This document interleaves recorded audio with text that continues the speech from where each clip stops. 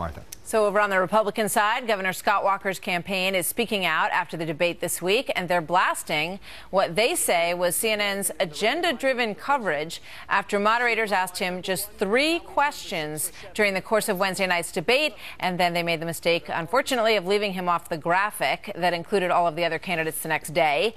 Meanwhile, Governor Walker also taking a shot at the media in general, saying that he thinks the media is in tank for the woman you see on the screen. Play this.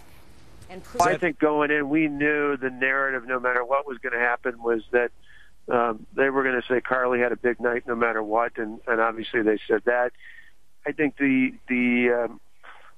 other impression was the feedback I got from folks, not just in the press, but from across the country we talked to, was a frustration that there wasn't more talk. I mean, I mentioned that, broke in at one point and said, well, that's what's wrong with this campaign. We're not actually talking about issues.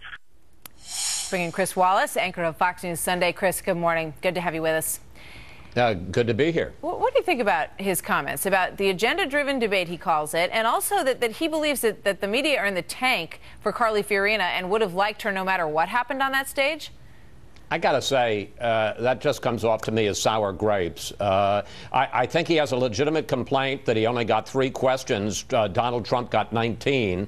I just very briefly, I will tell you that when we did the Fox News debate, we would do various subjects. I was asked the first subject, which was immigration, and I think I got 6 to 7 candidates. And then we purposely said, well, in the next round, I think Megan was next, you've got to ask questions of the 3 candidates who haven't gotten it in the first round. So we really went out of our way, and there's no way we would have had 3 questions to 1 candidate in our 2-hour debate, let alone their 3-hour debate. But the idea that the media is in the tank to Carly Fiorina, look, she had a good night. He didn't have a particularly good night, aided, in fact, by the fact that he didn't get many swings at the ball.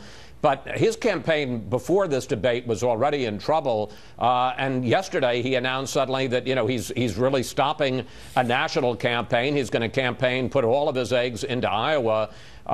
This was a guy who was one of the front runners back in January, February. Now he's about 3% at the polls. I don't think he can blame that on the media. Yeah, interesting points. And I think it would have been very difficult, nor would anybody really want to portray her performance as any differently than it actually came off. I mean, you know, there are takeaways from these debates. There are people who do well, sort of based on the points that get scored throughout the course of the evening.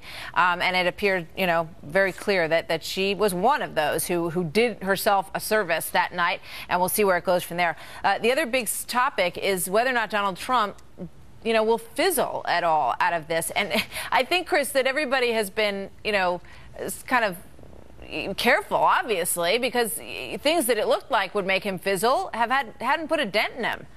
I was going to say, I am out of the prediction business when it comes to Donald Trump. I thought he had an okay night on Wednesday, not a great night. You know, there was that long, and I think it diminished him, that half hour where he wasn't asked a question and he didn't try to butt in. And Lord knows when he wants to butt in, he can. When it came to foreign policy, and, you know, the takeaway was he was perfectly happy not to be asked about foreign policy for half an hour in the 3-hour marathon. But as to whether or not that's going to affect him in the polls, I'm out of that business. Who because knows, I've been wrong. Right? I've been wrong repeatedly. I mean, we'll see. But when those numbers do, the first post-debate numbers are going to be looked at really carefully because that's what we're all going to see. You know, whether or not he did, because his folks all think he won the debate. So we'll see if in fact he did. I also want to ask you about this interesting item that came across earlier today, that somebody was on the Acela train, which goes between New York and Boston and Washington, D.C., and they overheard a top person in the draft Biden camp saying Joe is 100% in this race. And they didn't deny that this individual did not deny, his name's Joe Alcorn, that he had said it. What do you think? Well, first of all, when you're on the Acela or you're on the New York, D.C. shuttle, where there are a lot of people, you know, eager people listening, inquiring minds, you got to be quiet how loudly you talk. Secondly, I remember an old statement that they used to say at the White House: those who know aren't talking, those who talk don't know. You know, maybe Alcorn knows exactly what's going to happen, or maybe he was just talking through his hat. We'll see. You know, the interesting thing about Biden, clearly he wants to run. Clearly it's also a deeply emotional decision on his part, very much colored by the question of the death of his son and his emotional strength for that kind of a campaign. I'm not sure Joe Biden knows at this point whether or not he's going to run, but it is interesting. First it was going to be the end of August, then it was going to be the end of September. Now we're hearing October. I don't think he's in any rush to make a decision, and I think at this point the best thing he's got going for him is the decline of the Clinton campaign. So maybe he's sitting around waiting to see if that just falls apart and he can pick up the pieces. Yeah, well, this Josh Alcorn claims that they're starting to get donors that are coming over from Hillary's campaign. So we will see, and we'll be watching this weekend. Chris, thank you very much. You bet. Thank you, Martha. So watch this weekend, as we just mentioned.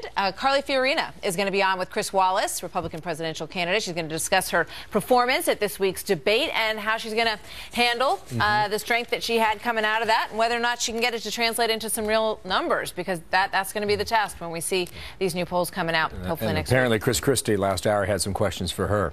Yeah. Maybe after her maybe get some answers here. here. Very interesting. Are there